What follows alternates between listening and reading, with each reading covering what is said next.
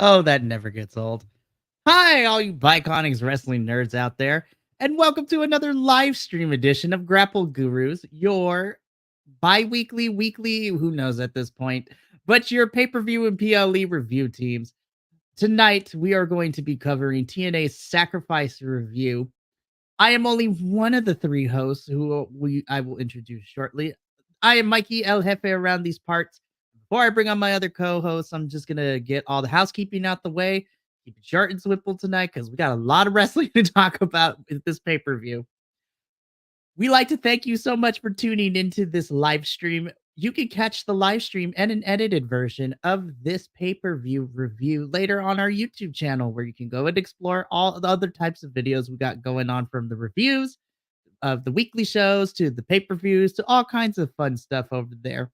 You can follow us all over the social medias at BC WrestlePod. And when you go to our social medias, you can also follow us on Next Level, which we are proud to be a brand ambassador for them. So make sure to go check out all that fun stuff where you can congregate with your fellow wrestling community peoples and talk about the wrestlings. It is a great time. Unfortunately, we know you're busy and life can sometimes take us in directions we can never expect. So if you can't commit to watching our beautiful faces on a weekly basis, fear not, because we have a solution for you. You can listen to our reviews, as every single review has an audio podcast version. So you can take us on the go to school, to work, to a family barbecue, to drown out your annoying family members and friends and listen to our beautiful voices for radio. And then, of course, last but certainly not least, we're actually going to be out in the public, which is crazy for us. And the Bi-Conics are taking a trip to New Jersey to the New Jersey WrestleCon on Saturday, May 18th and Sunday, May 19th. The Bi-Conics, the BC WrestlePod boys, are going to have a table there, and come say hi to us, buy our merch. And then, of course, just have a fun conversation with us. Also, just forewarning the wrestlers that are going to be at this convention, especially the women's division, you have a lot of fans. So we may or may not be storming the tables. It's going to be a great time. But now that housekeeping is out of the way, let me bring on my co-host for the evening. You can find my first co-host as 1/3 of the Takedown Troop team. And you can also find him reviewing Ring of Honor with some of the other boys as well. I am proud to bring this man back in. We've been holding it down last week. Everyone's been switching off. But to Mr. A to Z himself, Andrew, hi. How's it going? Yeah. I'm super excited because this pay-per-view ended up being a lot more fun than I thought it was going to be. Yeah, it was a lot. It was really good. One of my favorite of the year so far. Oh, absolutely. It's so good. And then, last but certainly not least, he is back from the trenches. He finally figured out that it was Professor Plum in the billiard room with the wrench, as he was taking the reins to direct all the lovely play that is Clue. You could catch him as our third co-host for the Takedown Troop, and you can also catch him doing NXT, which I also forgot to mention Andrew does now, which is crazy. The three of us are all over the place. It's great. But Papa Oso himself, Will, we finally have you back. Lord have mercy, I've missed you. Yep, I'm back. Hey, everybody. Woo! Yeah! It's, my voice is strained, so I can't really do the proper thing. But as I mentioned, we are here to review TNA Sacrifice, which took place from Windsor, Ontario, Canada. I feel like outside of certain other companies too, TNA always goes to Canada. Like two or three of these pay-per-views are always from Canada. So this was the first pay-per-view of the year they decided to go to Canada from Windsor, Ontario. And before we get into the pay-per-view match by match, let's get some thoughts real quick. So as I mentioned before, on paper, because in hindsight, we've only had a 2-week build to this pay-per-view. It was a quick turnaround from No Surrender, which, by the way, if you want to know what we thought about that show, you can check out the live stream that is archived on YouTube, as well as the edited review of me and Will doing the review for No Surrender, which was fantastic. And now we had 2 weeks to build up to Sacrifice. I have to say, despite the 2 weeks, I still think the non-existent build to the lackluster build that was for Bound for Glory 2023 and the non-existent televised build towards Hard to Kill was probably the worst of it. This was not the worst 2 weeks of build to these pay-per-view that we got so far within my 3 years of watching TNA. No, I feel like they did a really good job of laying storylines pre No Surrender that played into Sacrifice, and the 2 weeks just did what they needed to do to carry those over. So I feel like, I don't know if they're figuring out how to do this more successfully or if they're just lucky this time, but I think with the time they had, they did a really good job of building everything that they could, minus a few short-term things that happened because they had no choice. Yeah, it's been interesting. Will, we've been missing you for a little bit, so we really haven't gotten your thoughts of how the build has been. So how did you feel going into Sacrifice with the 2 weeks of shows to build up to this? I mean, I felt okay. I felt pretty, dare I say, well-informed. I mean, it's like, oh, okay. I mean, I thought they set it up pretty good, but I agree. I think I don't know if this was intentional or this is just dumb luck coming into it. It's like, I don't know. Because even the program itself had a different feel about it, And again, I don't know if that's just me coloring it that way or if it was actually that way, but it just had a different feel to it, I think, and not necessarily a bad feel, not like but it's it was like, oh, this is new, this is different. It was a great night. It was a great night of wrestling. So it actually was, and we were talking a bit about it before we went live too. The best way I could describe how I felt by the end of Sacrifice is that the whole entire roster put on this phenomenal show, which we'll go into match by match. But by the end of it, I was like, this whole entire TNA locker room put on a show like the lights were about to turn off for the final time. Like they left everything on the floor. And we'll talk about it because I'm still going back and forth of what ended up being my match of the night. But I think I have an idea of what it's going to be. But since we're already talking about matches of the night, let's just jump straight into our card. So we did have 2 matches on the countdown show to Sacrifice, and we wasted no time. Now, I want to make a disclaimer before we start talking about this. The first 4 matches we're going to talk about, there were some technical difficulties on TNA's end, so we were watching through the best we can, and through multiple means, we were able to piece together the matches that we saw.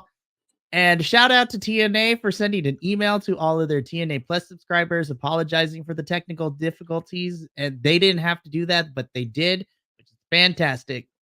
So with that out of the way, let's just jump in. So Countdown to Sacrifice started off with a TNA Digital Media Championship match. Originally, this was supposed to be Crazy Steve, the champion, defending the title against Laredo Kid.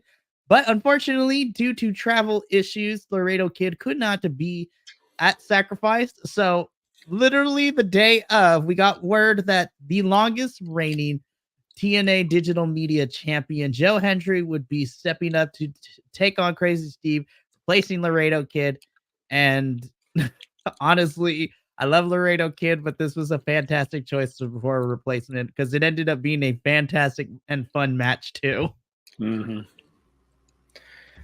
Yeah, and it's weird because I don't remember there being really any build of Laredo Kid challenging Crazy Steve, so we almost got a better story out of it by the unplanned or the really unbuilt match that was originally supposed to happen. Yeah. Agreed. Joe Hendry is a national treasure. We need to protect him at all costs. I love everything he does before his matches. It's so good, and he incorporates whoever he's facing. I thought this match was really good. It was a bit shorter than, I think it could have been had they had more of a build-up, but I think they both had really good back and forths considering how short the turnaround was for them to plan this match.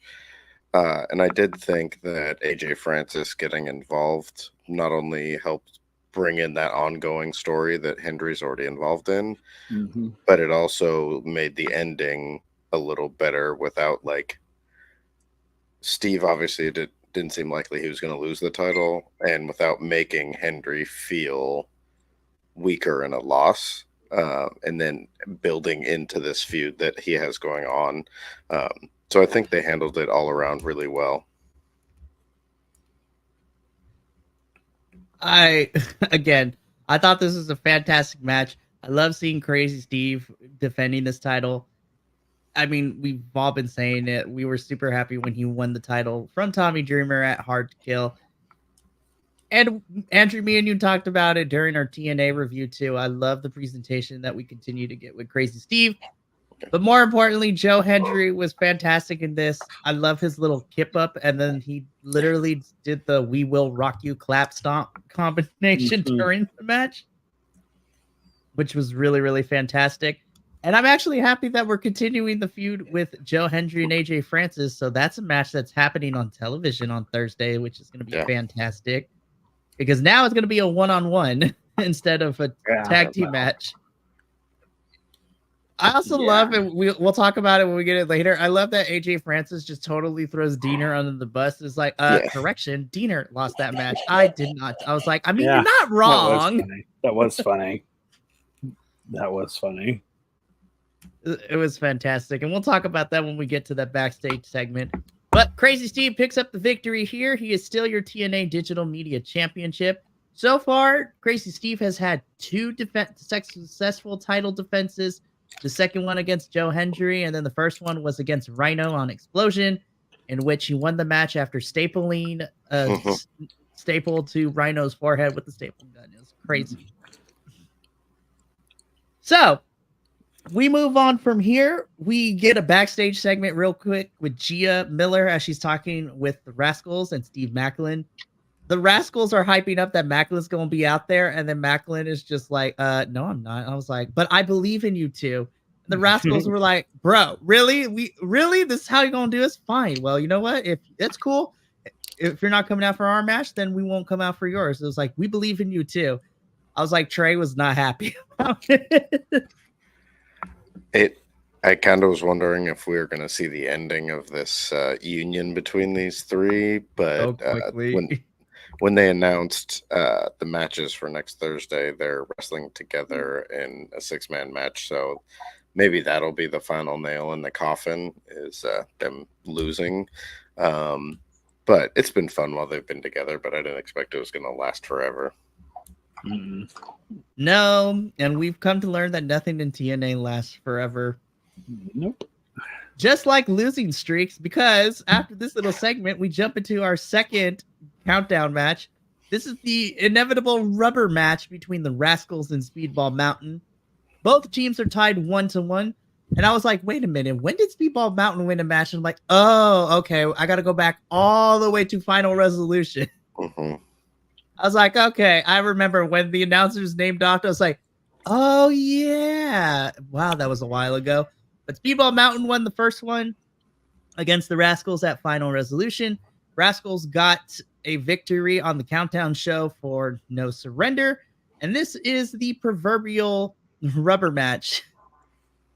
I got to say, my move of the night, my move of the match had to go to Mike Bailey when he stacked Trey and Zach on top of each other and did the double knees. It was fantastic. My move was when the Rascals hit that like blockbuster doomsday device. It was like a powerbomb blockbuster combo. And then who was it? I think it was Trey I think it was Zachary Wentz hit the blockbuster and then rolled through and did like a tope over the top to take out Trent Seven outside. and he just like got so much air. It was just perpetual motion. It was crazy. Indeed. It was a good match. Yeah. It was a lot of fun, and I'm happy that Speedball Mountain won. I also appreciated that we actually have a graphic for the tag team for their entrance, and they have a unified entrance music now. It's literally just a picture of Mike Bailey with the hands with the mountaintop, and then you just have Trent's mustache interspliced with it. I am looking forward to seeing Speedball Mountain wrestle other tag teams in the Rascals now, because I think they are really starting to click as a tag team. That finisher they hit together was pretty brutal. But yeah, together they're awesome, and so I'd like to see where these two teams go, because the Rascals, their shenanigans are one thing, but as a tag team, they're incredible. So I would like to see both these teams go and continue wrestling some other folks. Yeah, and this is kind of too early to tell. I would love Speedball Mountain to kind of slowly make their way towards the tag team championship scene. And, I mean, the men's tag team division, we have a pretty decent amount of tag teams in here. So it's always fantastic. I wish I could say the same for our knockouts division, but I do like the 3 teams we have in the knockouts division for the tag champions, which we'll talk about when we get to that match, because I was not expecting what ended up happening.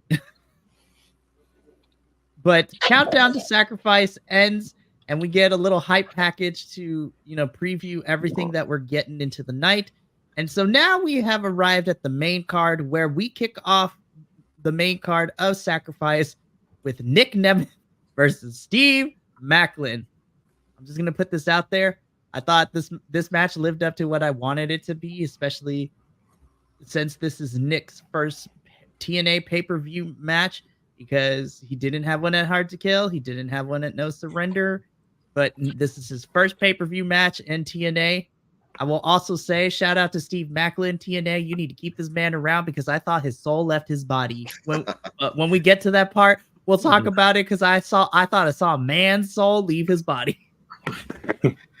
Yeah, this match, like, Nemeth is such a good seller, and we've known that for a while. Like, when he was, in WWE, he would go out and do anything with anybody, and the way he will sell people's moves is incredible. And with Macklin's style, the two of them together just made this match look brutal. Yep. I'm just like, this match really ruled. It did. And my spot of this match was definitely when Macklin got Nick Nemeth and was like hung him by the top turnbuckle, and when he went to go for his version of a spear, at the last minute, Nemeth literally crunched himself over. Macklin went flying through the ropes and landed head first into the timekeeper table. I was like, oh my gosh, Macklin just died on my television screen. What is happening? Well, he like ricocheted off the ring post too, because he went between the turnbuckles. I was like, are you all right? Yeah. Almost Mr. Deanna. Yeah. It just almost took out Josh Alexander's wife. Yeah. I was like, Mr. Deanna Perazzo, are you okay? Yeah. But it was crazy. This was crazy. Fantastic match. I'm really happy that Nick Nemeth got the victory here, especially since if you're going to keep your IWGP Global Champion in TNA for a little bit, I like that they gave him the win. Yeah, this was definitely one of my top contenders for a match of the night. This was so fantastic. Really good. And even with the technical difficulties, I still enjoyed the match. And it was a good pay. It was a good payoff too. Yes, that part. Because of all of the BS that Macklin's been giving Nemeth since he got there. It's just like this. I thought this was a pretty good payoff. I thought it. I was like, okay. It was worth all of the hell just so Nemeth could like kick his ass. And I was like, all right, that's cool. I like that. And then of course we're probably gonna get the chapter closer on Thursday because we do get an announcement later in the show that Nemeth will be teaming with Speedball Mountain to take on Macklin and the Rascals, which is going to be fantastic. So hopefully this will be the chapter closer for everyone so they can go on to do different things. This was a fun way to open up the night, which then leads into a backstage segment. Gia talks to the system, and they are just basically doing what they do. This is the pre-promo before the match and everything. So they said they're going to win it, they're going to do it, and they're going to leave Sacrifice with running the gold and that everyone needs to trust the system, which leads into our second match for the TNA World Tag Team Championships. We have the system, which is being represented by Eddie Edwards and Brian Myers, taking on our champs ABC. This match was, at this point, after I was done watching it, was in contention to be my match of the night. Yep. Oh my God. The four men brought it to the ring. And this was, again, TNA has some of my favorite tag team matches in all the other companies that we watch. Like, oh my gosh. I don't know where to start. I think the system is really good. These two are a really good heel tag team. And Alicia Edwards is a really good heel manager. Like, you could hear her throughout the whole match, just like cheering on and directing her guys while also like yelling at ABC. And like, it never came across as annoying because like that's what she's supposed to be doing. Like, that's their characters and it all fit really well. And I felt like the outcome of this was exactly how it should have been for, the team that won, because it's like, that's how they should win. But yeah, my note on here was these four went to war. Like, it was crazy. Yeah, this was between this match and the Macklin Nemeth match were my two matches of the night. Oh, it was so good. And you brought up that these teams went to war because that's exactly how I felt, especially when So Eddie Edwards tries to, he knocks off Chris Bay to the floor. Then he attempts to knock off Ace Austin off the ring apron, which then prompts Ace to do the one handstand. And then Myers comes out of nowhere and just like bulldozes him. And I thought Ace Austin hurt himself because he landed hard on that ring apron. It's like, bam. And then it went into this crazy sequence where Chris Bay got thrown back into the ring, and then he used the momentum to use the ropes to like turn around and kick Edwards in the face. This was a fantastic match. I was like, Chris Bay is a star, and Ace Austin, all four of these men were a star. And normally I don't like interferences, but I liked it, as you said, Andrew, because Alicia is a good heel manager, yet, guiding her boys while also distracting and yelling at the opponents, because ABC had that match won. And as Ace Austin went to the rope to kind of bounce off to do his thing, Alicia grabbed his feet and tripped him to the mat, which Ace sold that beautifully, which then was able to allow Myers and Edwards to set up for their team combo and Boston Tea Party for the win. And your winners and new TNA tag team champs, the system. We kind of figured this is the direction we were heading, but dang, ABC did not let up, and they made the system work for that win.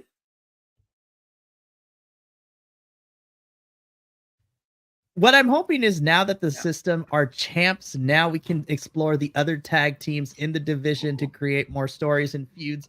And I think ABC have deserved, if they're not going to take time off television, I think they're ready to go off against and fight another tag teams in non-title contention matches. Technically, they still have unfinished business with the Rascals, but I would love like even a face-on-face feud with Speedball Mountain and ABC. GYV is hanging around with Ali, so who knows how you can go about doing that. There's so many directions you can give all these, both of these teams heading to the next pay-per-view. I thought this was a phenomenal match. This is what tag team wrestling needs to be, in my opinion. 100%. Yeah, absolutely. 100%. I loved it. And then the hits kept going because I will be the first to admit I had low expectations for what we were about to get next in a no disqualification match, Khan versus PCO. By the end of this match, I had to eat crow because my God, these two killed each other. But more importantly, PCO continues to be that dude.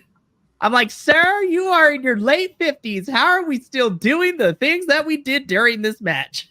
This was my match of the night because holy God. I mean, I sent Mikey a message. I was like, wow, PCO still got it. I was like, just the sheer size of these two dudes is just, they're gigantic. And the stuff they were doing, and I mean, just the technical aspects of it. And I mean, and PCO was taking a beating. I mean, Khan was just slamming him on the ground, on the gangway, up on the stage. I mean, just picking him up and throwing him. And man, I was at the end of this, I was like, oh, hell. It's like, yeah, this was my match of the night just because of the sheer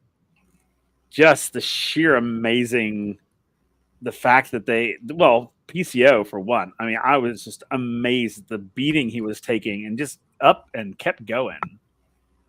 And I was like, wow, man, I hope I could be half of that. Yeah. I mean, the fact that he's his age, and it's not like he's his age and did this match. It's that he's his age and he's been doing these matches for how long now? And he's still showing up like every week. And it's crazy. This match was super brutal.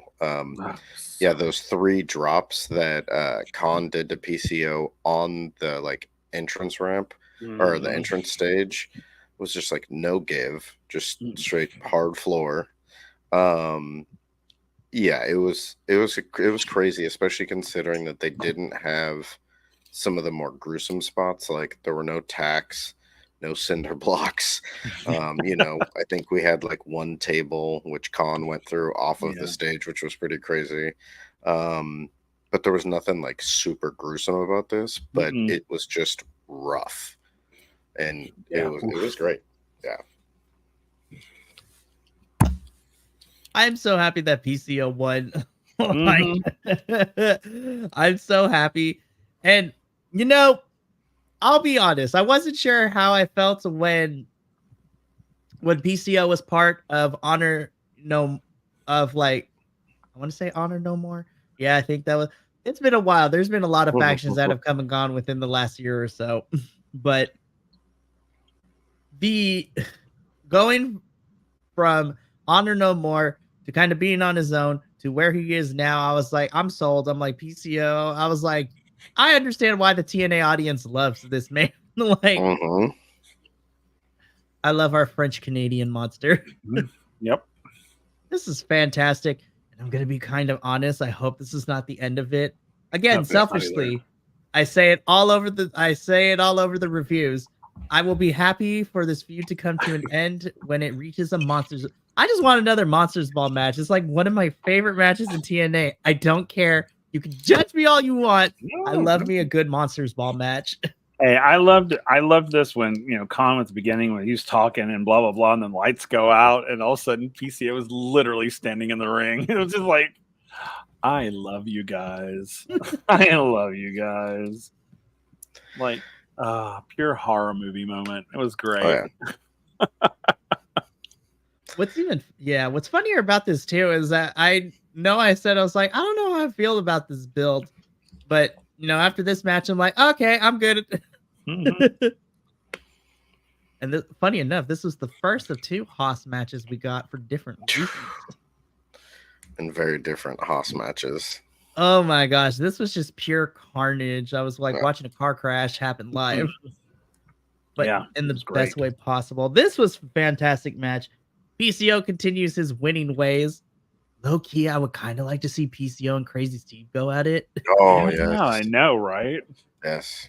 Literally the unofficial Universal Monster Hormatic Cine universe, like PCO and Crazy Steve.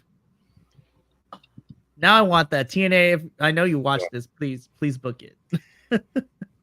Yeah, I mean, it's as much as I was ready for Steve to take that title off of Tommy Dreamer, I would not be mad at PCO getting a run at that digital media title. Oh my god, PCO I have would love champ. that. I don't know what I would do with myself. Oh my god, I would love that. Fantastic.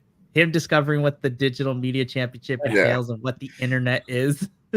Like, he just doesn't even care. He's just like, whatever. Like, this is mine now. Like, okay, whatever. I'm still just gonna beat people up. Yeah, exactly. Which is great. I mean, you mentioned beating people up because that's exactly what Joe Hendry wanted to do to AJ Francis. We cut backstage. Joe Hendry is getting in AJ Francis' face and reminding him that you cost me my match against Crazy Steve tonight. And are you bitter because you lost the match on Thursday? And which AJ Francis said, correction, Diener lost the match for us on Thursday, not me. And so then Joe Hendry gets a little more hostile. They're about to throw blows. Security comes in to break it up. Santino, our favorite authority figure on television, makes it official that on Thursday it will be Joe Hendry, AJ Francis one-on-one. And I am ready for it. Mm-hmm. My next question is, does Diener and Rich Swann make an appearance in this match somewhere? I think it depends on how much longer they're going to plan on taking this feud between the two of them, and where this is going to go, like, long term. But, I mean, he did kind of crap on Diener. And we haven't seen Diener or Rich Swann really since that tag team match, so it'd be interesting to see what happens. But yeah, I'm excited for this match on Thursday. Yeah, I'm really wanting to. I just want to watch everyone gang up on Francis. I think it's one of those, where you just burn all your bridges and then all your chickens come home to roost. Mm-hmm. That's what I want. I just want that. Talk your smart mouth shit, and then watch you get your ass kicked. That's what I'm waiting for. I want to know: does AJ Francis have the guts to put the Cheez-It title on the line? Oh my gosh, I would love that Cheez-It.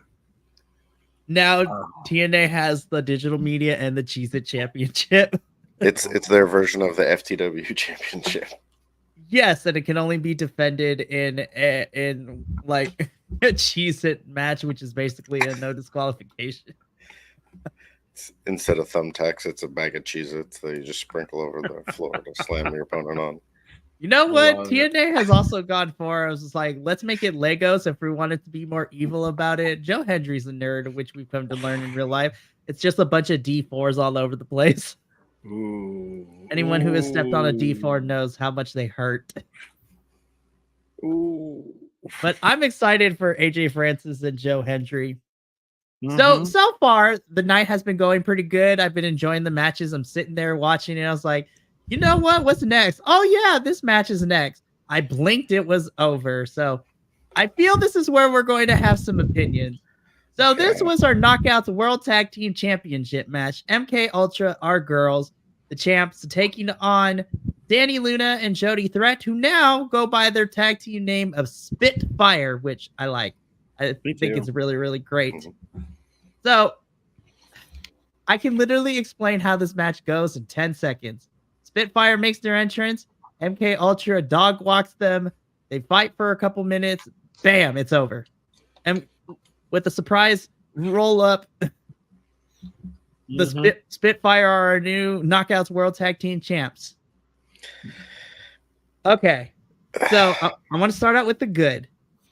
I love all four. I love all four women. That's as far as I'll go.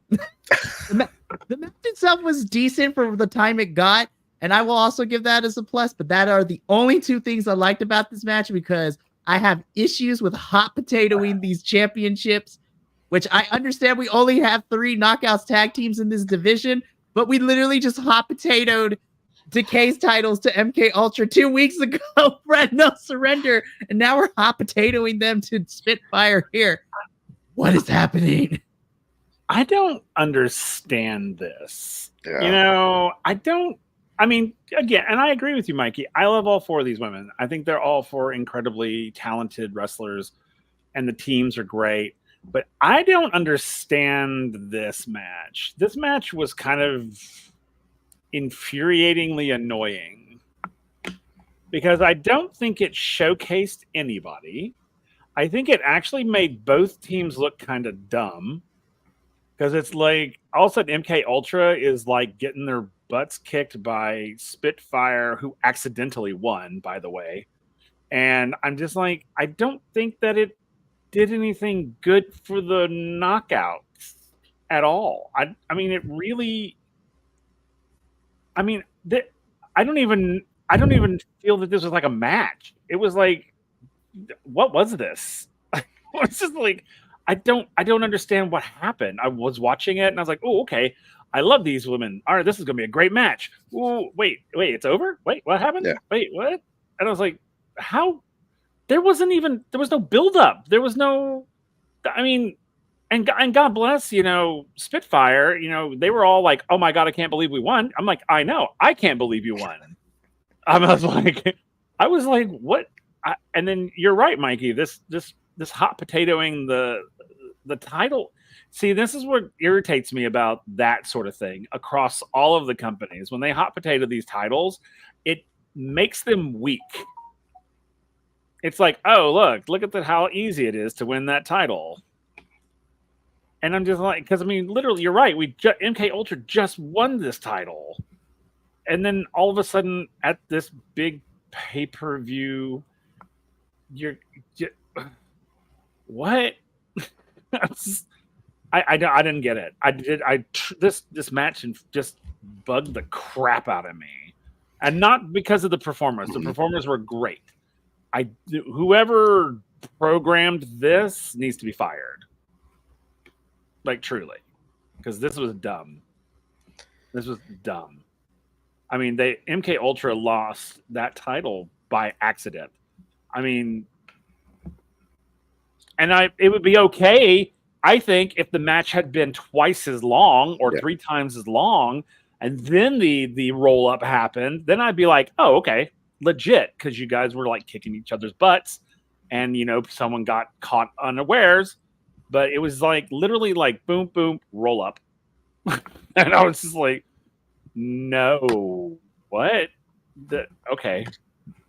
So yeah, this match I was like so annoyed by it.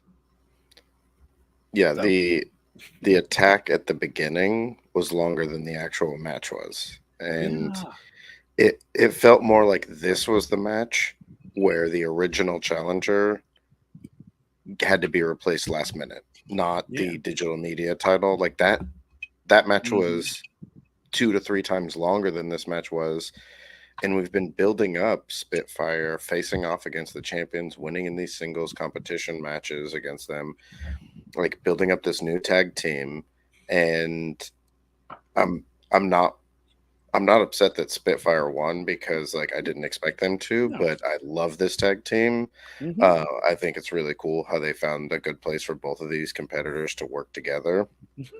But I would have loved to have seen a full match because of what we've seen with them wrestle one-on-one against each other, and especially because at the end of this, it looked like we might have a split up with MK Ultra. And if that's going to happen, I want their last match together to be way more exciting than this. On top of that, if we are splitting up MK Ultra, like what are we doing with the Knockouts division? We only have 3 tag teams in there, and now within the span of a month and a half or whatever, they've all been the champions.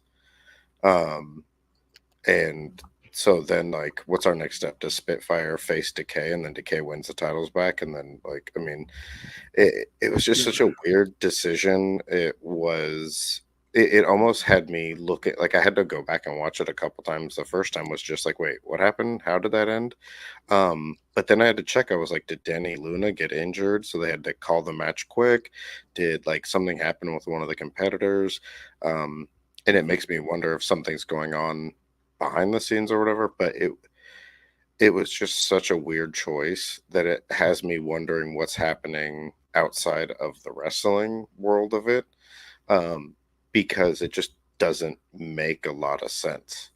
And the way that this started off with the early attack, it showed like MK Ultra was like worried about Spitfire, and they came out like super hot and they were just like going at it.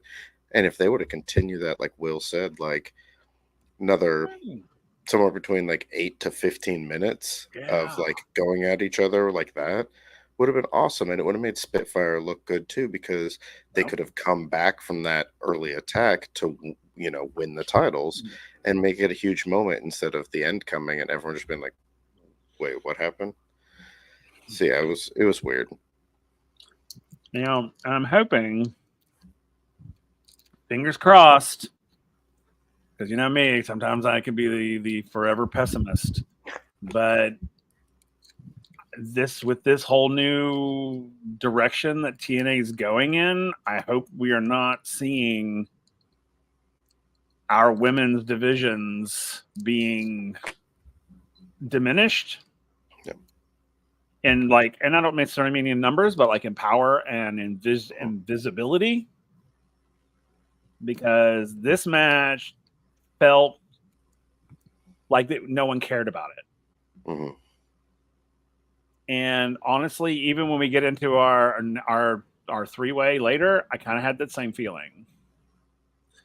And even that was a better match, but I'm just like, what's going on here? Because this, I mean, looking back historically, since I've been here at TNA, I've never seen them do a match like this. I don't ever remember a title match. Now, maybe like a regular non-title match, but a title match that was handled like this. Yeah. And I'm just like, so it's got me a little on edge. So it's going to be interesting to see in the coming weeks. And so what's happening with our women's knockouts division? Because yeah, I do. It's got me a little worried. So. And see, the weird thing is that, like, when Decay returned at Hard to Kill all of a sudden, and then MK Ultra lost the titles to Decay, I was okay with that because, you know, and when MK Ultra won those titles, you know, it was the Death Dolls, and they had to go to the Undead Realm to, you know, find themselves again, which then brought Decay back, which had me super excited. Yeah. And I was even okay with Decay losing the titles at No Surrender to MK Ultra, because I was like, okay, cool. So these are two established tag teams, and in the midst of this, we're building up Luna and Threat as a tag team. Uh-huh. But we literally just had a 2-week title reign for these titles to be hot potato to Spitfire. And I want to clarify that I do not blame Killer Kelly, Masha, Danny, or Jody in this situation. They did the best they could with what they were told and what was asked of them from creative and whoever it is telling them backstage. But this was my least favorite match of the evening. And that's unfortunate because I love all four of these women, and we know that they can go individually and as teams. And I'm worried for our division for the tag team championships because, again, we only have 3. And the potential 4th, both of them are out on injury because the Coven is no longer a thing. Taylor Wilde is still out on injury. We're not getting Kylan King for a whole another like 6 to 7 months. She tore her ACL, poor girl. And then I'm looking across at our singles division, which is also kind of bare at the moment because really we only have Jordan, Zaya, Tasha, Giselle, and then Savannah Evans too, and we also have Ash by Elegance, who we're still building up in this whole thing. That's only 6 women. Which you realize that means we have 6 women in the knockouts division and 3 tag teams. Which in the also knockouts. has 6 women. Yeah. So we've got a total of 12 women between 2 different divisions, one of which is a tag division. For me personally, I feel that TNA needs to start looking at signing more women's talent. Yeah. And if we're going to balance it out, I say we sign 2 more women for the singles division. And then we get 1 tag team. Like, if you got to borrow tag teams from the independents or for other promotions, like, let them come over. Yeah. Like, this is really, really tough. And I agree with you. This was my least favorite match, and again, which hurts my soul, because I love my women's division, and again, and let me put it out there again. It has nothing to do with the talent. These 4 women, they did what they did their jobs. But when we talking about Decay and MK Ultra taking the title. But you know what? The funny thing about that is that match was long and good. Mm-hmm. So MK Ultra winning that so quickly, I was okay with it, because it's like they fought, like truly just fought. Decay and MK Ultra were just fighting, and then just MK Ultra won. So I was like, okay. And then this happens, and it was so just like, I mean, MK Ultra should have just handed them the titles. Like, here you go, because that's what it felt like, and this match really scared me. It really scared me because of, with this new management in place, I don't know. I don't know what their mentality is. I don't know what their views on women versus men are. I don't know what their view on diversity and equality and equity and all that is. I don't know what it is, because no one said anything. And so this match scared the hell out of me. Yeah. It's a real big bummer, because this was my lowest ranked match of the night, and simply because the length, like, it felt like it was a third to a quarter of what the match was supposed to be, and I was coming into this expecting this to be one of my top matches of the night. Like, I've just enjoyed all 4 of these performers. They do such a great job, and I thought they were gonna just like go to war with each other. And it kind of has me feeling like, when what was it, Bound for Glory, when the Knockouts tag team title got pulled from the show and got put on to a digital exclusive. I'm still mad about that. Yeah, me too. And then when we switched over to TNA and they announced all of the other titles, and they never showed the Knockouts tag team title, and it was like surprise title defense, which was cool when we got the payoff. But leading up to that, the whole time I was like, are we just not having Knockouts tag teams anymore? Like, are they secretly just going to do away with that? And so I'm back in that spot now, and it's a bummer, because the 6 women that are in the division are killing it. They're great tag teams, not just women's tag teams, but great tag teams. Yeah. So I mean, I hope we get more. I hope there's some more depth and development that goes on into this division. God, me too. I don't want to evoke this because I feel that I'm going to get some heat from my co-hosts here.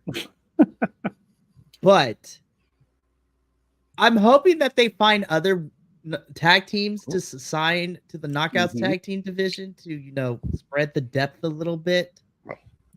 But I thought about this, the last 24 hours as I finished watching, well, more like the last 8 hours after I finished watching Sacrifice today. And I sat there and I thought about it, because it's going to be hard for TNA to have substantial storylines when you just only have 3 Knockouts tag teams, right? Yeah. So I'm not saying that I want this to happen. I'm not saying that I want it to. My goal is for them to find more women tag teams to sign to the Knockouts division. But if they cannot find women talent to kind of put in this knockout tag division, as much as I don't want to see the Knockouts tag team championships go away, and I'm not saying this is going to happen, but I would be in favor that if you can't make this division work, we take the Knockouts Tag Team Championships, and I would be okay if you got a secondary women's title. Because, I mean, the men technically have three championships right now. The World Championship, X Division Championship, and the Digital Media Championship. I don't want the tag team titles for the Knockouts to go away, but I think a secondary singles title would help as a plan B if we can't fill this division out more. That's just me, though. I will say, like, I mean, first of all, who knows? Like, Savannah Evans being excluded from the Entourage, like that whole thing breaking up, maybe she's going to come back with a new partner, a new signing, and maybe they're going to do more stuff. But yeah, if they're not going to be able to do this tag team, because it eats up 6 women, just having the 3 tag teams that you could split up. I mean, but the nice thing is if you introduced a secondary women's title, like the X Division title version, like some other, make it their Intercontinental, International title or whatever that the women wrestle for. You also have to remember that the Digital Media title is technically an intergender title, so men and women can wrestle for it. So you could divide those women up. You can have the Knockouts World title, the Knockouts whatever title, and the Digital Media title. That now you can take these 12 to 14 women that you have signed in your company, and potentially a couple more, and give them more time to be featured. But I think at this point, the problem is with the lack of depth in the Knockouts tag team division, you basically they're kneecapping themselves because you can only do so much, and at a certain point, it's just going to get redundant. So I just hope they do better with what they have, and TNA has a pretty small roster, and I think it'd be really nice if they start to bring in some more people. They've got a great platform for upcoming wrestlers or international wrestlers who are would like to have a bigger stage or a more wide-reaching stage, and so it's like I think it's time to start putting up the money to get some of those people into TNA. And Andrew, we kind of spoke about this before we started the live stream too. If we need to get more women in general in the roster, we do have that partnership with AAA. So once visa situations get settled, bring in like Sexy Star too, like bring in all the women from AAA to be in there too.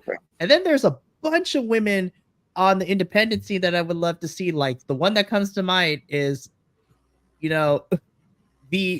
the Hardcore King Matt Cardona's partner and Steph DeLander. I would love to see Steph in here. Like Steph versus Masha is a match I want to see on TNA like so bad.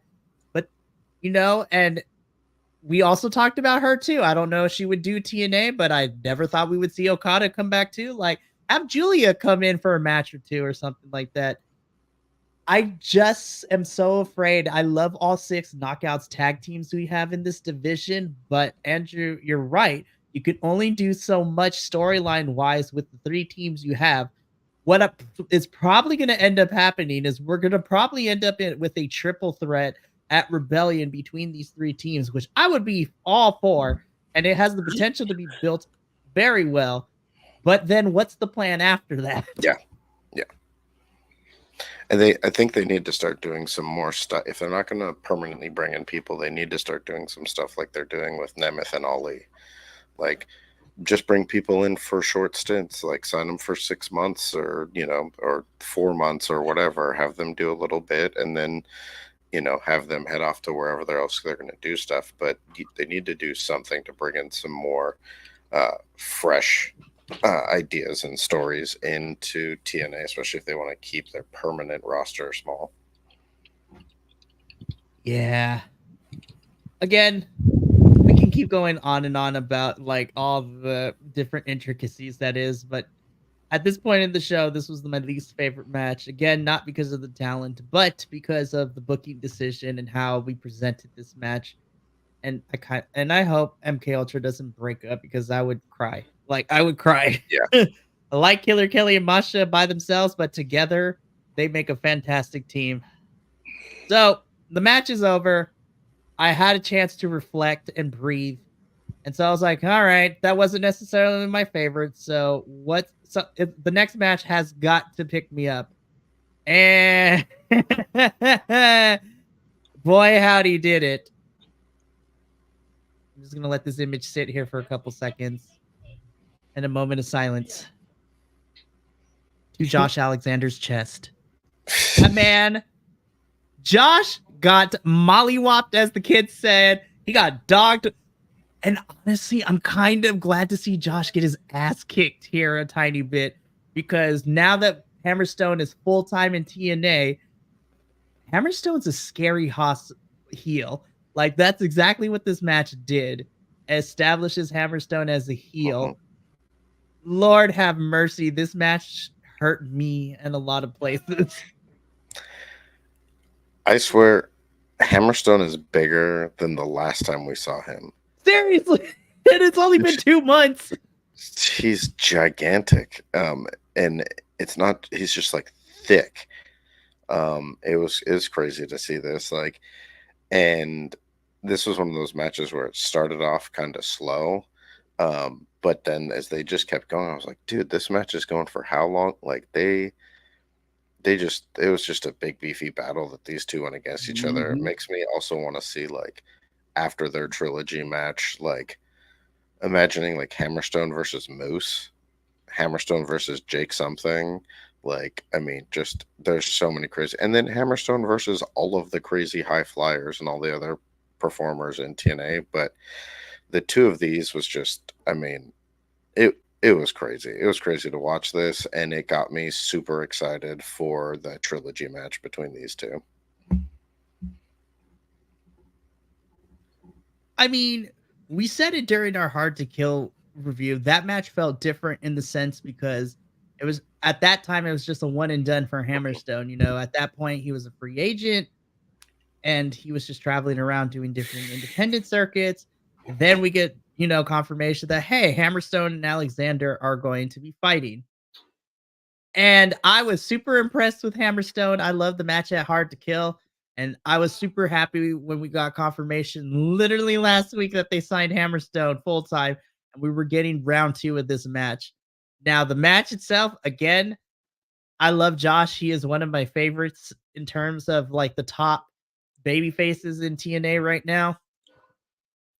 I liked kind of watching him get dog walked during this match, because this match was more so to build up Hammerstone as a new challenger, a la like Super Smash Brothers, like new challenger approaching. And you know, I'm not a body guy. Like, I try not to use body to compare, but look at this man's hand right here in this picture. That is some thick hands right there. Like, holy crap. And you're right, Andrew. As soon as I saw Hammerstone come out, I was like, this dude, like, he got bigger since the last time we saw them. How did that happen? Oh my gosh. Those German suplexes of Hammerstones are vicious. His finisher is a thing of beauty too. Holy crap. Like, I was like, whoa. I will say, I know it was totally a fluke and it was not all on him, but every time he goes for his finisher, all I can see is him hitting Savio Vega with that and like blowing out Savio Vega's leg. Oh my gosh. If you haven't seen it, just look up Hammerstone Savio Vega. Yeah, now that I think he's just gotten really good at it and he's working with people who are really good at taking it, like, seeing him hit that on Josh was crazy. The little touch of Josh's headgear flying off after getting hit with that finisher too was a thing of beauty. I'm like, I don't know if it was on purpose or not, but that imagery now lives rent-free in my head. Well, and they set it up because when he hit Josh earlier, it sent Josh's mouthpiece flying out too. That thing went flying miles into the audience. I was like, somebody got a souvenir that night. Yeah. And then the fact that Josh's headgear fit on Hammerstone's bicep. Holy crap, bro. I was just like, damn, dude. I was just like, I'm afraid he's going to squeeze my head if he gives me a noogie. Yeah. Yeah. Like, it's going to pop off like a pimple, bro. It's like, oh my gosh. I really hope we get the rubber match at Rebellion, and it's like Iron Man. Like, I need a stipulation in this type of match. Yeah. Like Iron Man, no DQ, a submission match, an I Quit match would be fantastic between these two. Give me something. But holy crap, this match picked me up. Definitely. I was just like, this was a Haas match in a different kind of way. Khan and PCO was carnage. And then this one was just pure venom if we're going to be using Marvel villains and things like that. Which is true. Like, Khan and PCO's match embodied like the villain Carnage. It's just reckless. They don't care. They're going to kill each other and forget everything that happens. Hammerstone and Alexander was a Haas match in the sense that it was just brutal, but it was more methodical. Yeah. I don't think Venom is too methodical, but you get the comparison. Yeah. There was more thought into this match than Khan and PCO in the sense that Khan and PCO were just two monsters who were willing to kill each other. Yeah. Alexander and Hammerstone too was two Hosses who were trying to kill each other, but more methodically. Yeah. This was a fantastic match. So Hammerstone wins after, Dick Kick City gets inactive, which is what I'm calling anytime we go for a low blow with the feet. It's called Dick Kick City. Which I love that Hammerstone is just being a heel now. It's like, perfect. This is great. After the match is over, we quickly head backstage. Gia Miller is interviewing Time Machine. Alex Shelley is still not happy with everybody involved, and so he needs them to get on the same page for this match, because then we head into another fantastic match. This is our 6-man tag of the evening, which has had multiple changes within the last 2 weeks, and storyline-wise, it has been one of the funniest things to see. So originally, as of before Thursday, it was going to be Chris Sabin, Kushida, and Kevin Knight taking on the team of Ali and the Good Hands. Kevin Knight gets destroyed by Ali and the Good Hands at the beginning of this past week's episode. After the match on Thursday, and the Good Hands lose their match to Shelley and Kushida later in the evening, which has Ali replace them with GYV. So here we are. I'm telling you, I think we're getting Sabin and Shelley against each other at Rebellion, which is, when we teased this during the match, I was so tempted to text you too. I was like, I don't know who's watched it yet, but I melted in my seat. I'm like, oh God, Shelley versus Sabin's going to be so good. Yeah, I mean, overall, this match was just great. I would love to see GYV versus, if I wasn't pretty sure they were building towards a feud between Sabin and Shelley, I would love to see Motor City Machine Guns versus Grizzled Young Vets. I think that would be crazy. I know we've got some matchups coming up next Thursday that got announced too, but this match was just phenomenal wrestling. This was almost up there with this almost tied with my other 2 matches for Match of the Night.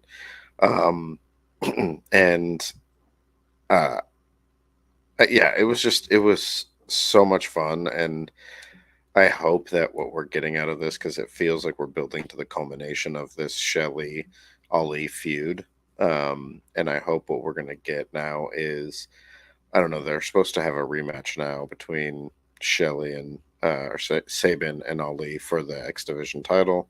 But if Ali is going to retain in that title defense, I would hope that this will split up this feud between these 2 groups and let Time Splitters, all 4 of them, have their feud going on between the end of that faction kind of a thing, and that Ali move on to some other X Division contenders like Jake something.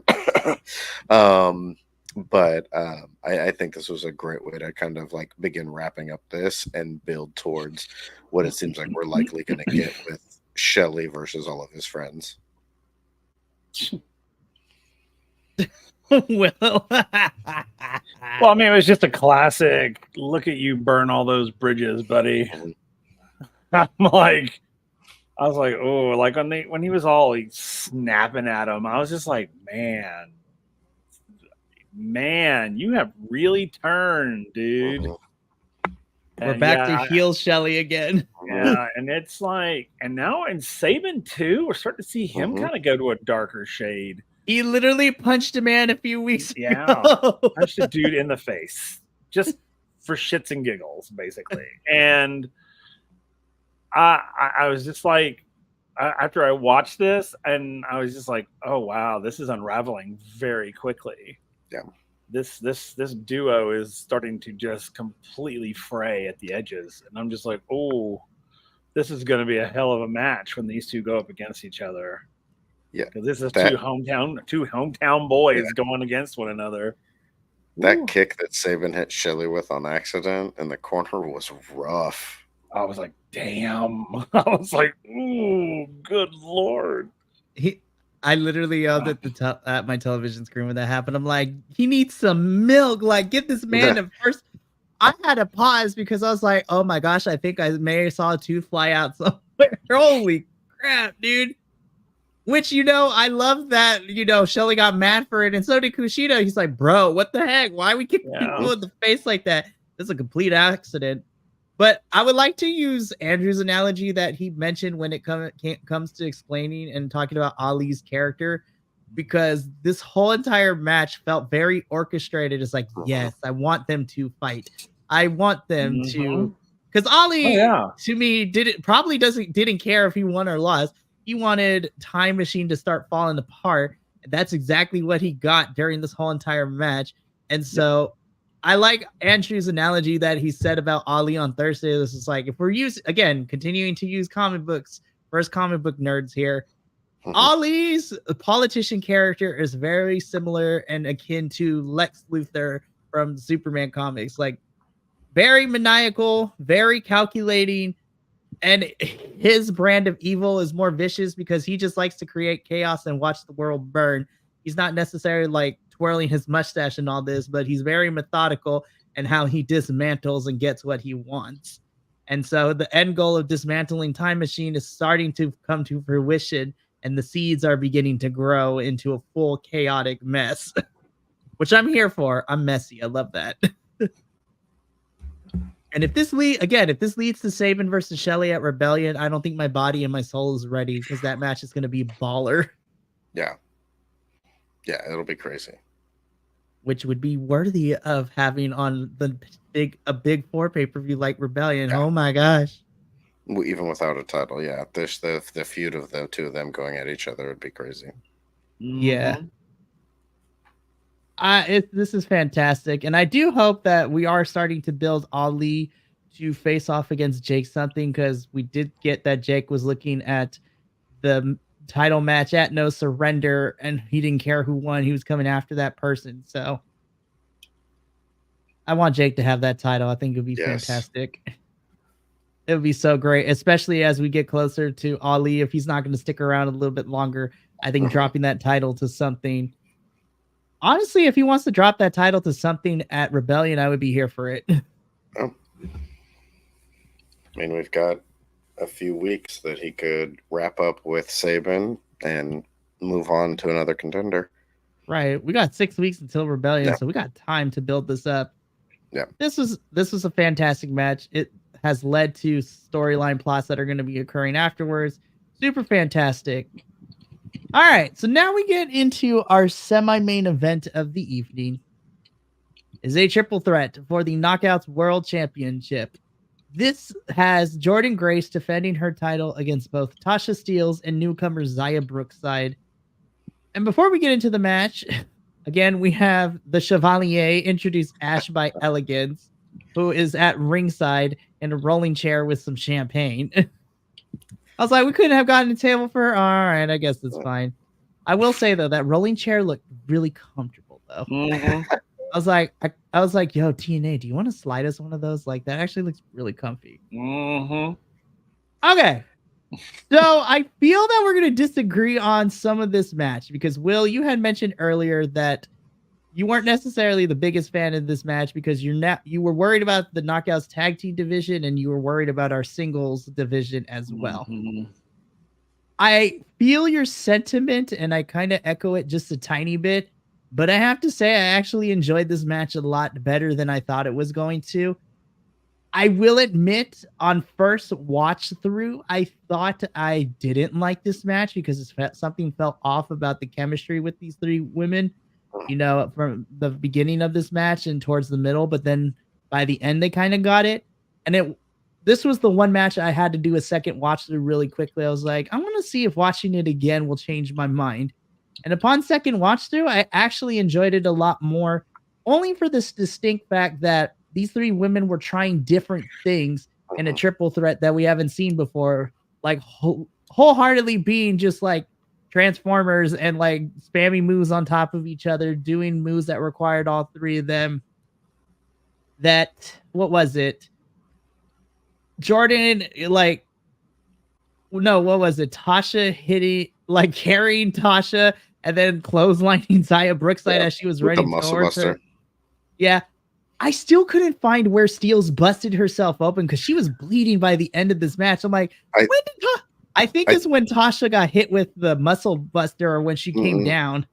I think it was when she got thrown into Ash by Elegance. Because she was fine up until then, and you saw her go down. She took a while to get up, and when she came up on the side of the ring, she was in the background, and you could see her going like this.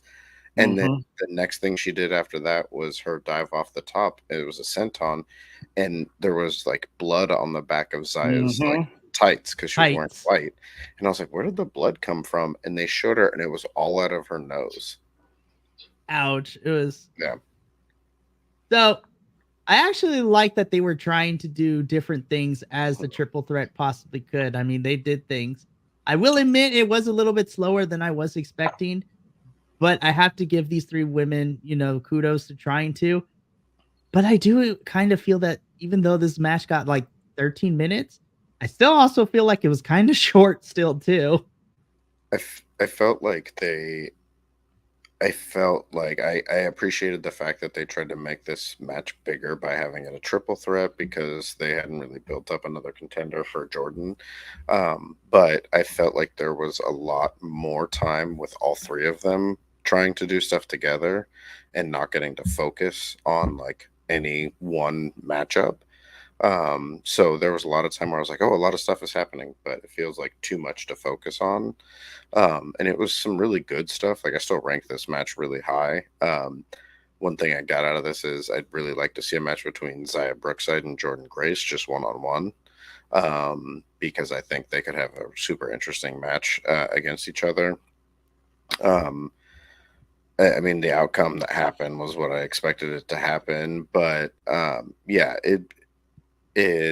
this was one of the matches that felt like we had the least amount of build-up, though the build-up made sense for what we have seen. It was just, I don't think anyone was going into this match ever really believing that Brookside or Steels was going to win.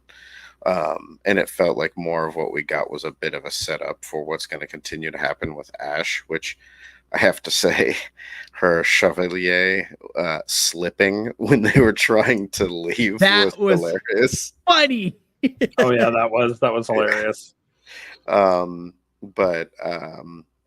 I mean, it was a really good match, but it didn't ever get a chance to really showcase anyone in it. So hopefully we'll get to see more build with these, whether it's Brookside getting to face off against Ash because she threw Tasha into her, or, Tasha coming out and challenging Jordan because she's like, hey, you didn't pin me.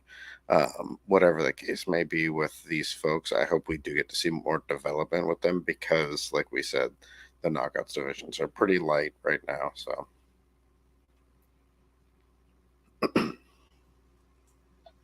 And I did not dislike this match. I really liked this match. I just feel that something's not right in our women's division. That's it. I mean, I thought these three women did amazingly well in the match that they were given. And again, it was one of those matches where you knew the outcome, going right into it. I mean, it's like, okay, well, let's see what they can do, and so I thought they all performed well. I mean, I'm just I said it. There's something that just is not sitting right with me with the women's divisions. It's just something's not sitting right, and I don't know what it is. And it may be nothing. It may absolutely be nothing. But then again, it might be something. So, but I really enjoyed this match. I did. I really enjoyed this match. Yeah, I give kudos to all three women. I thought they put on a pretty good match. Mm-hmm. I do want to echo what you said, though, Andrew, because I feel that explains a lot of how I felt about both the Knockouts tag team and then this match, because the men's matches, even though it was 2 weeks, we still got to build for all the men's matches. And the turnaround between this match and then what we got with Spitfire and MK Ultra, there was a very lack of a build towards said matches. And I think that was the show's biggest downfall is that in terms of the Knockouts division, they drew the short end of the straw when it came to the build for this, because I like this match, but Will can probably back me up when I say this. I actually enjoyed Jordan and Giselle's match at No Surrender a lot better than I did this one. And I think and I think it's because we had a longer build to it, because that came from building from Hard to Kill, and we finished off sending Naomi Trinity into the sunset as she went back to WWE. Also, it was kind of crazy. Me and Andrew got to witness this live, us screaming like little girls when Jordan made an appearance in the Royal Rumble. Yes. But then from that point on, we had like 3 to 4 weeks building to that match with Giselle cashing in her Ultimate X to face Jordan at No Surrender. And that match was stellar. The Spanish fly off the apron onto the floor from Giselle to Jordan still lives rent-free into my head. But because of the quick turnaround of the build for this, I feel that the Knockouts suffered with this pay-per-view cycle, because the 2-week builds did not do them any wonders, whereas their male counterparts and all the other matches we got in the evening somehow managed to benefit from a 2-week build. I feel like one of the issues is we came out of most of the men's matches going like, okay, I can see where this is going, or this gives me ideas for the future. Coming out of the 2 Knockouts matches, I'm like, okay, what are we doing now? Yeah. Where do we go from here? Yeah. So hopefully with the 6 weeks that we have until Rebellion, I hope that TNA takes their time in figuring out what story we're going to tell next and what matches we're going to get along the way, because I would love to see the Knockouts World Championship and the Knockouts tag titles be utilized better. So I did like this match better than I did the tag team match, but even still, I was like, poor women, this was not their night. The Knockouts division, this pay-per-view was not their night. And again, not to them, but whoever booked and wrote these story feuds needs to be talked to. Yeah. All right. So before we get into our main event, again, I like to be different because they also run down what we got coming up next. So buckle in, kids, because it's going to be crazy. So, we're getting our main event later. They talk about how they're doing the 2-night taping, in Philadelphia at the end of March. And then it's going to be busy because April 20th is the Rebellion pay-per-view in Las Vegas. So it is the second tentpole pay-per-view for TNA. And then announced on Thursday and reiterated here, we literally have 3 weeks after Rebellion, because then we hit Under Siege in May. And if it's to be expected, I'm pretty sure we're going to get Against All Odds in June, which leads us into our next big tentpole pay-per-view for TNA, Slammiversary in July. So we have our next 2 pay-per-views. Oh my gosh.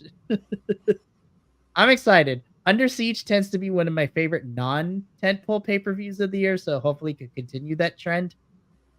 All right, so now we get to our main event, and I'm just going to say this.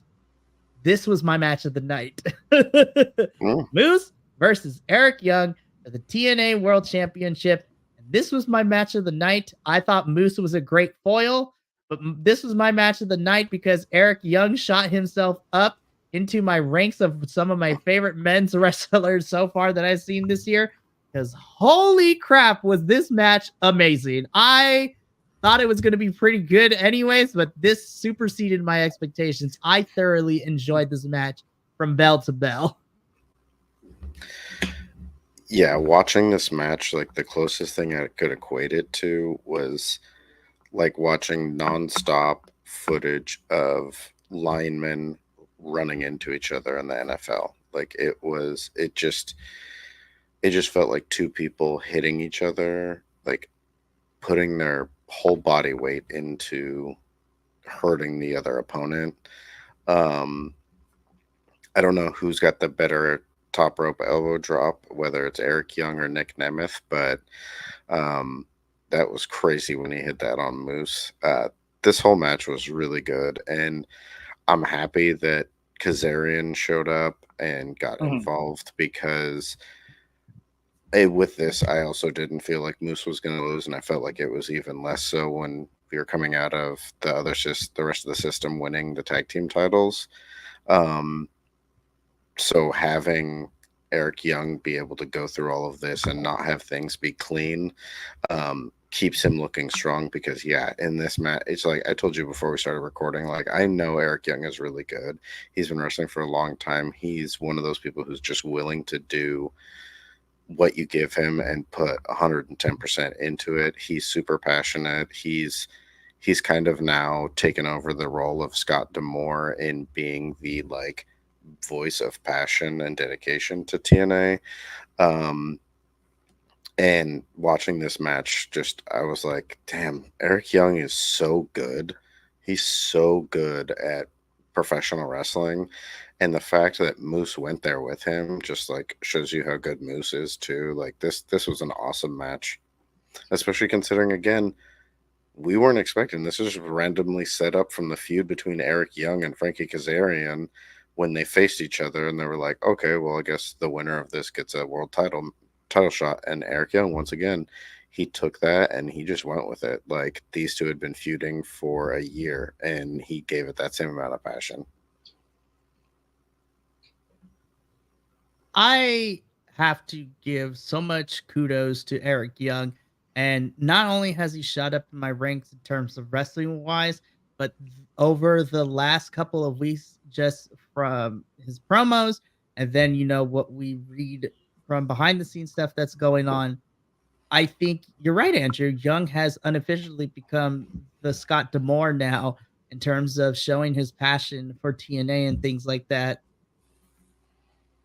Eric Young has earned a hell of a lot more respect for me, both in and out of the ring. And in a weird way, I think I found the answer as to what me and Will were talking about briefly during our No Surrender review, is that coming into that pay-per-view, we were all really worried of what a post Scott D'Amore TNA would look like.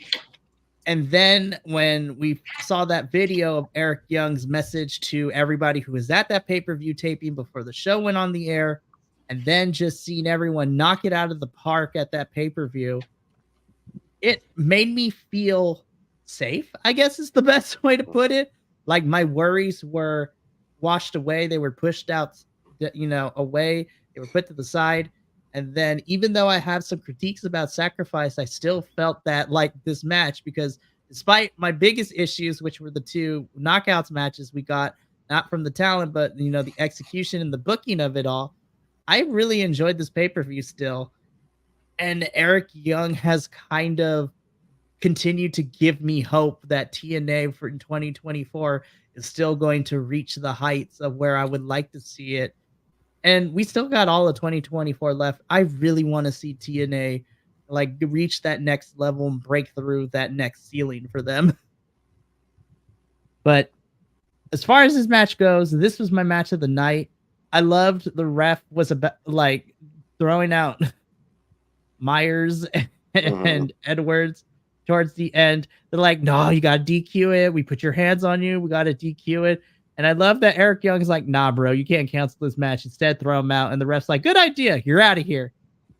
And then watching Frankie Kazarian choke Eric Young, I was like, I can smell a rebellion match, and I'm kind of here for it. Honestly, if we get like 5 more minutes than what we got with Eric Young and Frankie Kazarian and they go balls to the wall, I honestly think that could put the potential to be my match of the night at Rebellion. And that doesn't even have a title on the line.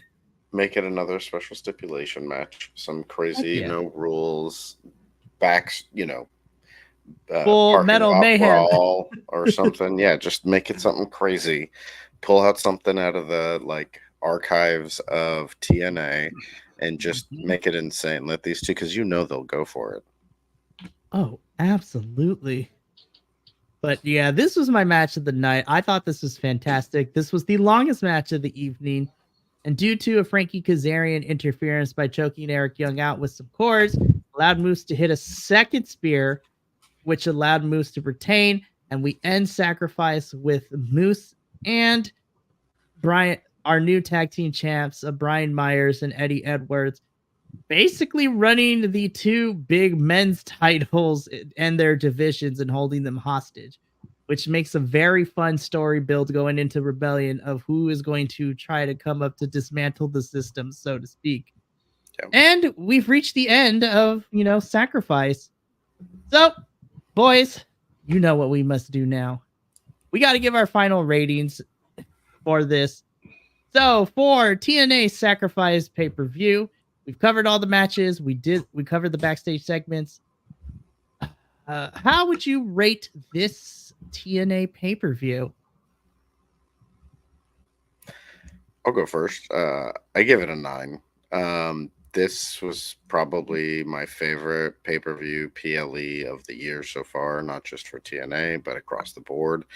And it's interesting because, like, I can't really put my finger on like what specifically about it, but the matches were either really good or great.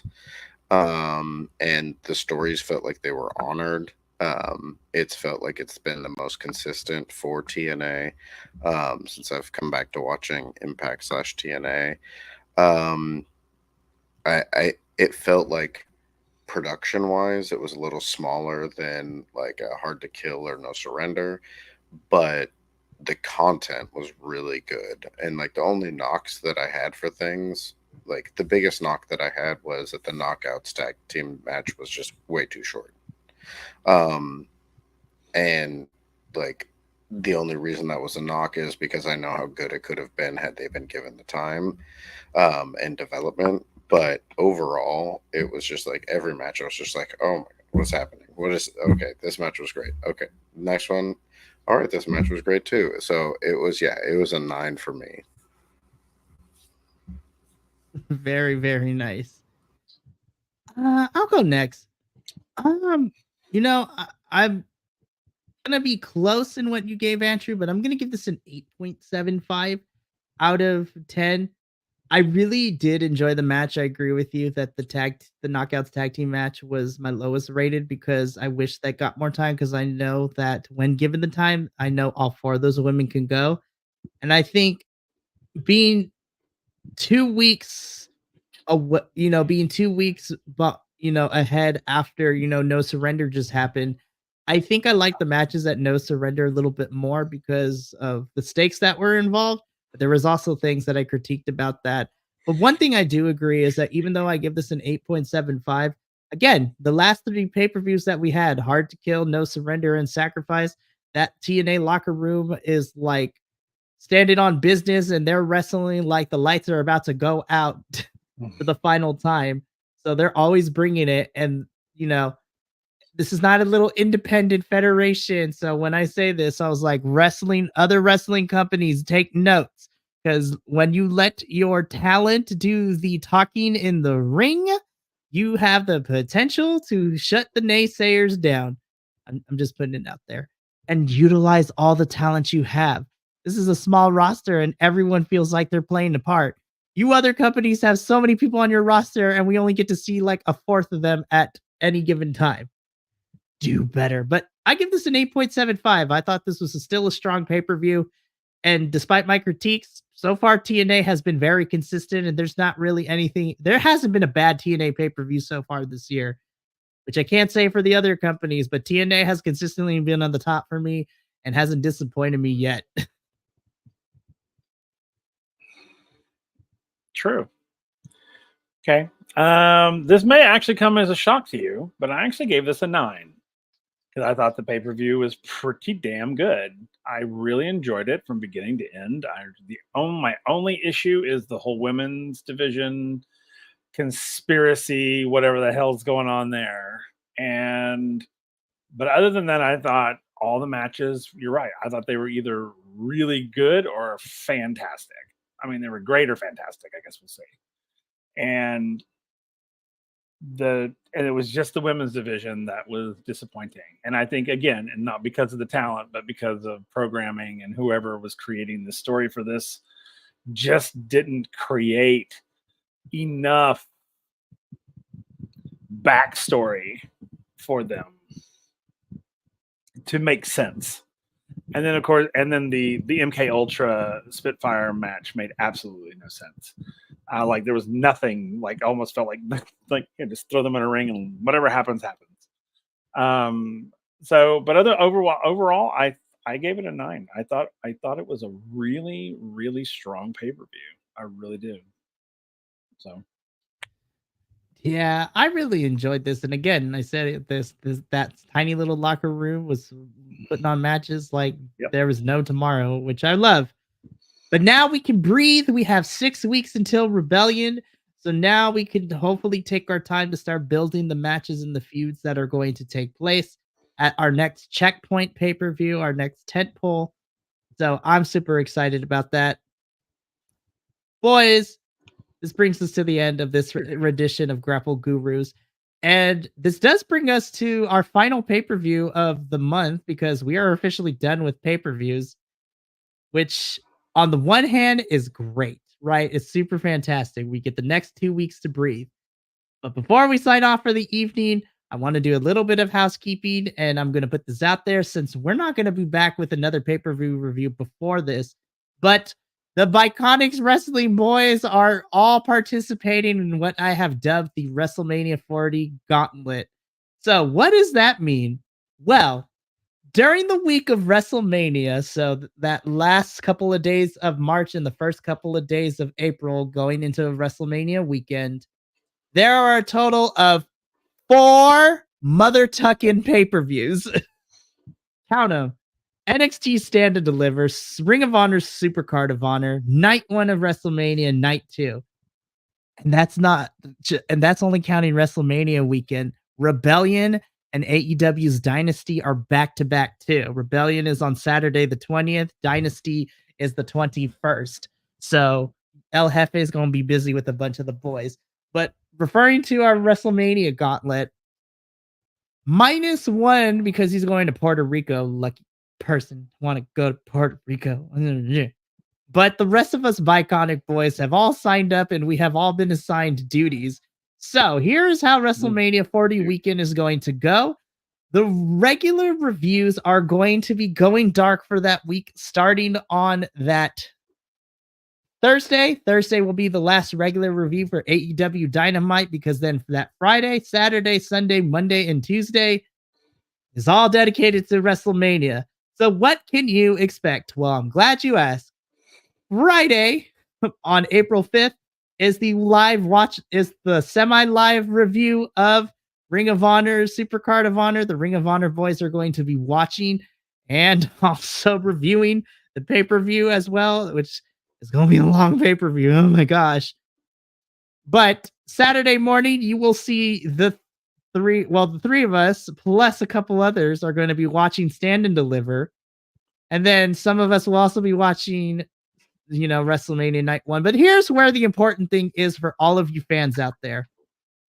Sunday morning, April 7th, is going to be the NXT Stand and Deliver review, where myself, Andrew, Will, the Professor, and Minnie, we have 5 people reviewing this pay-per-view, so it's going to be very interesting, are going to be reviewing Stand and Deliver, which is also kind of great because technically, by proxy, all 5 of us are watching NXT, but 3 of us are reviewing it on a regular basis. So that's going to be a long morning. I'll bring donuts, I promise. Then on Monday the 8th, it will be Night 1 of WrestleMania review, which will be me, the Professor, Minnie, and Luis will be reviewing that along with us. And then Tuesday, the 9th, will be Night 2, which is myself, JVL, Jesse, and Minnie. So it's going to be a booked weekend. So we are doing WrestleMania content, and we are going to be putting the regular reviews on the back burner until we get through that. So I'm going to talk with my boys because it's going to be very interesting because we got a lot of work ahead of us. But we're going to get on out of here to go do that. So thank you once again for tuning in to another live rendition of Grapple Gurus. You can check out this live stream on replay, or you can wait for another week to have the edited review come out. But from myself, the rest of the boys here at the Takedown Troop for TNA, and the rest of the Bi-Conics boys, remember, take care of yourself, love one another, and as always, stay Bi-Conic, you guys, gals, non-binary pals, he, she, theys, and of course, all the gays of the internet. We'll see you for the next one in a couple weeks. But until then, ta-ta for now.